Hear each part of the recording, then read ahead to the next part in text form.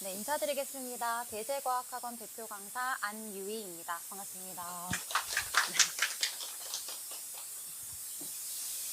네, 원장님께서 어머님들이 이제 과학에 관심이 많으시다고 하셔서 저도 되게 기대되는 마음으로 오늘 왔는데요. 평소에 궁금하셨던 점들 다 해소하고 가시는 시간 되셨으면 좋겠습니다. 네, 간단하게 제 소개를 드리면요. 제 이름은 이제 안유희이고요. 저랑 다른 모습이긴 한데, 네, 지금 5년 전 모습이어서, 네, 지금, 그렇습니다. 네, 현재 대세과학학원 삼성관 이제 과학 대표 강사로 오게 되었고요. 중학생 아이들 보시면 O2 교재 많이 쓰잖아요. O2 완자 이런 거 출판하는 비상교육에서 인터넷 강의하고 있고요. 중1부터 중3 과정, 고1 과정, 그리고 고등화학까지 제가 인터넷 강의도 같이 겸하고 있습니다. 대치 반포 쪽에서도 이제 강의를 했었고요. 판다라고 해서 이제 아이들이 사진을 찍으면 그 해설이 나오는 어플이 있어요. 그래서 학원 안 다니는 친구들이 유용하게 써라라는 이제 취지로 만든 건데 학원생들이 별로 안 좋아하십니다. 찍으면 답이 다 나와가지고. 콴다에서 요즘에 뭐 콴다 과외 이런 것들도 많이 밀고 있던데 콴다 라이브라고 해서 라이브로 수업을 하는 게 있었어요. 그때도 제가 통합과학은 대표 강사로 있었었습니다. 요거는 저희 이제 온라인 강의 사이트 사진이고요. 이제 주요 성과들 적어봤는데요. 이제 내신 점수는 제가 중등과학은 거의 이제 11년 차예요. 중등과학 많이 했었고, 작년에 한성과학고 합격생도 배출을 했었고요. 네, 고등 쪽에서도 유의미한 성과들을 내고 있습니다. 오른쪽에는 저희 이제 온라인 강의 사이트에서 이제 학생이 후기를 남겨준 거를 좀 적어봤습니다. 우리 학생이 개념을 쉽게 설명해 주셔서 머리에 쏙쏙 들어오는 것은 물론 이해가 되니까 까먹지도 않아요 라고 적어줬는데요. 제가 이 글을 보고 기분이 굉장히 좋았습니다. 그래서 저 강의를 칭찬해 줘서도 있지만 이해가 되니까 까먹지도 않았다라는 것을 보고 이 친구가 이제 과학을 어떤 식으로 공부해야 되는지 가닥이 잡히고 있구나라는 생각이 들었거든요. 과학은 중학교 1학년 과학까지는 그냥 초등과학의 연장선상이어서요. 어려운 것도 없고 내용도 별로 없습니다. 근데 2학년 때부터 갑자기 내용이 확 많아지고 이 내용의 그 자체도 수준도 확 올라가거든요. 그때부터는 그냥 외워서는 되지 않는 수준으로 되어버립니다. 그래서 암기할수록 그 원리를 잘 이해할수록 암기해야 되는 내용이 적어지기 때문에 그런 부분에서 아이가 좀 가닥을 잘 잡고 있구나 하는 생각이 좀 들었습니다. 예비 중2, 중3을 위한 과학 명품 로드맵이라는 주제로 시작을 해보도록 하겠습니다. 먼저 중학생에게 과학이 왜 중요할까라고 했을 때 첫 번째는 학습 자존감이라는 키워드를 잡았습니다. 지금 중학생들 과학 어떻게 공부하고 있나 좀 두 가지로 볼 수가 있는데요. 첫 번째는 그냥 안 합니다. 안 하다가 시험 때 이제 달달 외우기 시작합니다. 근데 아까 말씀드렸다시피 중학교 2학년 때부터 내용도 어려워지고 양이 많아지기 때문에 그냥 외워서는 그게 다 안 되거든요. 그리고 달달 외웠다고 해도 응용이 나왔을 때 그럼 풀수가 이제 없게 되는 거기 때문에 그런 부분에서 아이들이 좀 어려움을 겪습니다. 그래서 평상시 때부터 원리 위주로 정말로 내가 이해를 해서 응용하는 연습까지 돼야지만 아이들 공부 제대로 하고 있다라고 볼 수가 있거든요. A등급을 맞는 것이 크게 어렵지 않다라는 것을 이제 느끼셨을 거예요. 40%가 A를 받으니까요. 그래서 달달 외워서 A를 받는 게 중학교 때는 가능할 수 있습니다. 하지만 겉으로 보기에는 똑같은 A인데 아이들의 내공이 너무 많이 차이가 난다라는 거죠. 그리고 그것이 고1 통합과학 내신으로 들어갔을 때는 이제 다 드러나게 됩니다. 그 약간 다 A로 보였지만 사실은 아이들의 내공이 다르기 때문에 그런 부분을 중학교 때부터 잘 신경을 써주셔야 된다라는 말씀 드리고 싶고요. 제가 이제 가르치던 학생 중에 저를 찾아와서 이러는 거예요. 이제 학교에서 과학 수업을 듣는데 어떤 한 아이가 잘하는 아이가 선생님한테 계속 질문을 한다는 거예요. 이거는 어떤 거야? 저건 어떤 거예요? 더 추가 질문을 하는데 우리 아이는 그 질문의 내용도 이해를 못했다는 거예요. 선생님의 답변을 이해 못한 게 아니라 질문도 이해를 못했대요. 그래서 옆집 아이는 막 더 심한 질문을 하는데 만약에 우리 아이가 그 질문도 이해를 못했다라고 한다면 너무 마음이 아프지 않습니까? 그 정도로 같은 반에서 같은 내용을 공부해도 아이들 간의 수준 격차가 굉장히 크다라는 것을 이제 제가 느꼈습니다. 그리고 제대로 공부하면 그 격차를 반드시 따라잡을 수 있다라는 것도 제가 경험적으로 많이 느꼈거든요. 제가 11년 동안 중등과학을 가르쳤는데 사실 강의 초반에는 중등과학을 굳이 해야 되나? 저도 그런 생각을 했었어요. 저도 가르치면서도 중등과학 어차피 또 까먹을 텐데 뭐 굳이 학원까지 다녀야 될까? 뭐 이런 고민을 저도 잠깐 했었습니다. 근데 잘 못했던 아이가 와서 처음에는 자신감이 없어요. 과학을 못한다고 생각하고 자기는 과학이랑 안 맞다라고 생각하던 친구들도 와서 제대로 배우고 원리를 이해하고 응용하는 연습을 하고 그 다음에 저희가 다 그런 단계들을 기획을 합니다. 오늘 강의를 잘 이해해서 문제를 풀어낼 수 있고 시험을 잘 볼 수 있는 단계들을 기획을 하거든요. 그러면 이 아이가 공부를 한 내용을 가지고 시험을 봤더니 잘 보게 되고 이게 내가 되는구나, 이게 제대로 배우니까 할 수 있구나, 이런 느낌들을 가지면서 확 자존감이 높아지고, 처음에는 사실 학부모님도 그냥 과학 다녀봐라 이렇게 보내셨거든요. 근데 아이가 점점 잘해지고 자신감이 생기고 욕심을 부리니까 어머님들도 이제 같이 신나서 이제 더 욕심 부려서 하시는 거예요. 그래서 그런 것들을 보면서 과학이라는 과목이 뭐 사회 과목처럼 암기해서 되는 과목이 아니기 때문에 오히려 아이들 입장에서는 과학을 잘하는 게 무기가 될 수 있구나, 학습 자존감에 좋은 영향을 줄 수 있구나 라는 것을 많이 느끼게 됐습니다. 요건 제가 유퀴즈라는 프로를 되게 좋아해요. 그래서 유퀴즈를 보다가 이번에 한국인 최초로 이제 스탠퍼드 그 의대의 종신 교수가 되신 분 얘기가 나왔어요. 그래서 전기공학을 전공하셨는데 이제 의대 교수가 되셨더라고요. 그래서 그 오랜 기간 동안 어떻게 그 어려운 시기들을 겪어냈느냐라고 물어보니까 그 자기의 이제 동기가 내부에서 나왔기 때문이다. 만약에 밖에서 그런 것들 과제를 주었다면 힘들 때 포기하고 싶었을 텐데 이제 내적 동기로부터 시작이 되어서 그 어려운 순간들을 겪을 수 있었다라고 말씀을 하시더라고요. 근데 사실 지금 중2, 중3이지만 고3까지 가야 되는 긴 여정 속에서 사실은 아이들이 내적 동기가 없이는 정말 열정적으로 끝까지 가기가 어렵습니다. 그래서 공부 동기부여 너무 중요하고, 그리고 아이들이 스스로 하고 싶게끔 만드는 게 정말 큰 과제라고 생각을 하는데요. 이게 처음부터 내적 동기가 사실 나오지는 어려운 것 같습니다. 우리 중2, 중3 아이들은 일단은 어려운 과학을 내가 할 수 있네, 이게 되네, 친구들은 어렵다고 하는데 나는 이게 또 되네? 약간 여기서부터 오는 그 동기가 있거든요. 비교 우위로부터 오는 그 동기를 가지고 공부에 좀 더 재미를 붙이고, 그것이 심화됐을 때 나중에는 내적 동기까지 이어져서 끝까지 잘 갈 수 있도록 만드는 것이 저희의 이제 최종 목표라고 생각을 하고 있습니다. 네, 그리고 원장님께서 잘 설명을 해주셨는데 이 당연히 고등 내신과 그 다음에 수능, 이 지금 현 중2부터는 수능에서도 통합과학을 다 봐야 하니까요.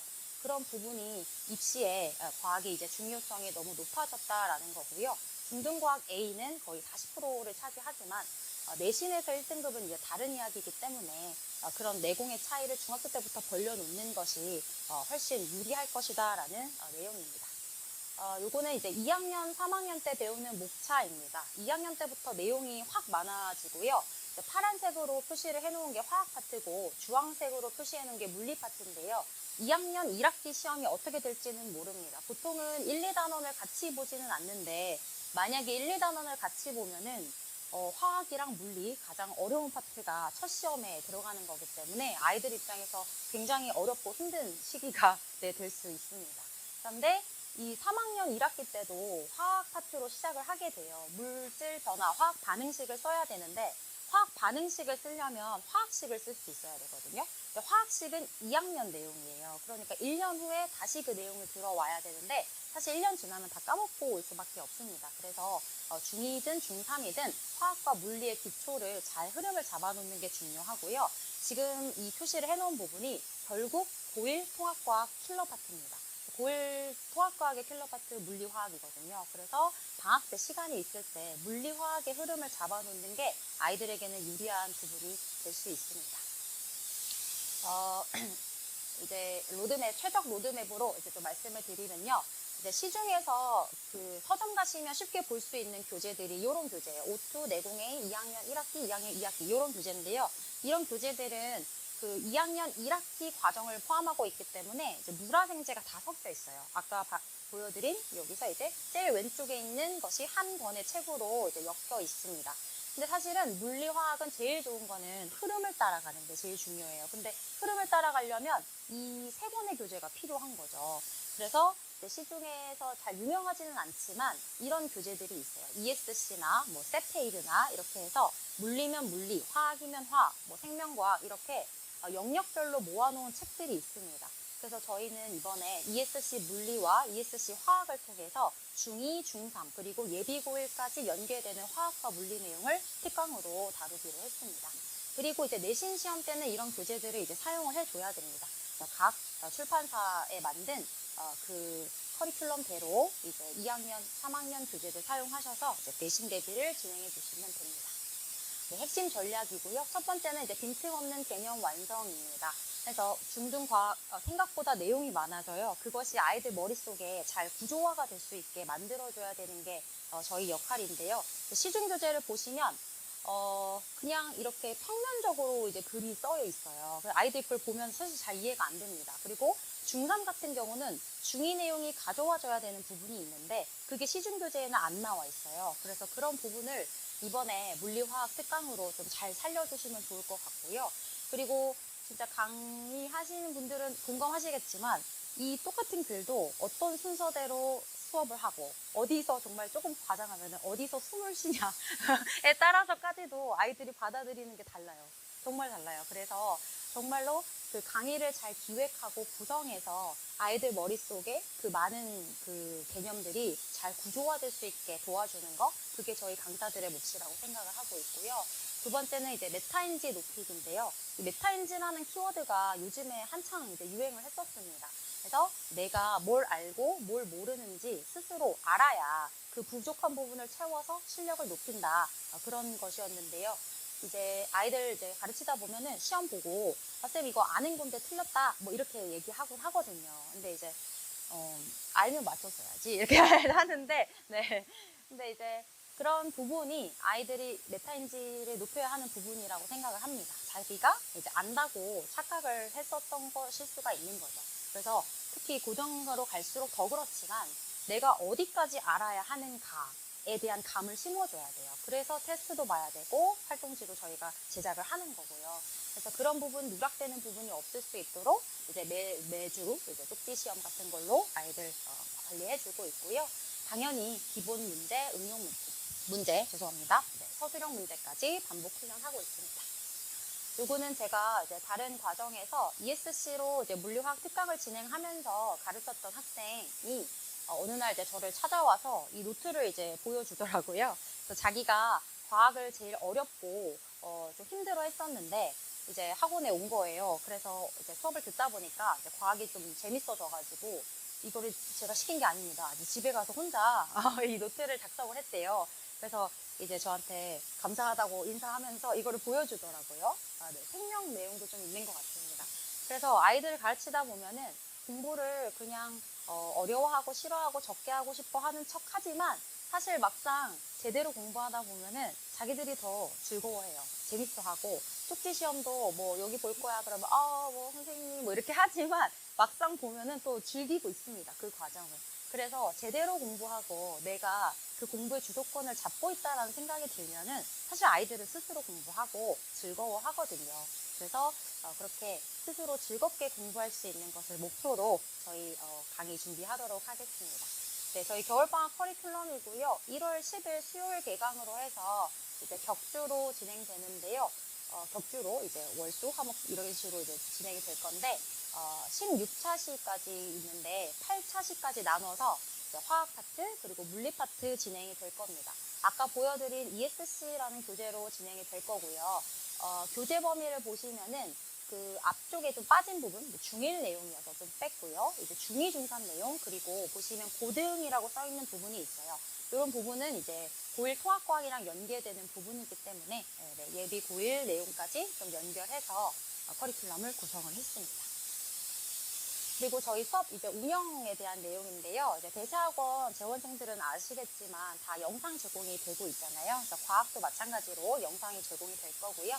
두 번째로는 이제 메타인지 학습법. 저희 매주 보는 간단한 테스트나 활동지 이용해서 아이들 개념 빠지는 부분 없을 수 있도록 관리가 될 거고요. 세 번째는 이제 스터디 매니저님이 저희 따로 계셔가지고 저희 학생들 이제 단톡방에서 일주일에 한두 번 정도 읽어볼 만한 글, 그리고 저희가 공부했던 내용, 테스트 볼 내용 이런 것도 이제 안내해 드리고 있고요. 네 번째는 제가 보니까 아이들 열심히 가르쳐도 스스로 안 하면 저희가 해줄 수 있는 게 없더라고요. 그래서 저는 어느 순간에서는 강의를 잘하는 것도 중요하지만 그보다 더 중요한 게 아이들이 스스로 공부하고 싶게 만드는 게 더 중요할 수 있겠다라는 생각을 했습니다. 그래서 이제 아이들 공부 스스로 열심히 마음 붙여서 할 수 있도록 네, 마인드 코칭 같이 하고 있고요. 네, 저희 이제 1월 10일 수요일 개강으로 준비를 하고 있습니다. 네, 마지막으로 공부가 재밌어지는 유일한 방법인데요. Nothing is fun until you are good at it 입니다. 다 재미없다, 잘할 때까지는 라는 뜻이고요. 결국에 잘하면 재밌습니다. 그래서 아이들이 잘할 수 있도록, 잘할 수밖에 없도록 만드는 재밌는 강의로 최선을 다해서 준비하도록 하겠습니다. 감사합니다. 네.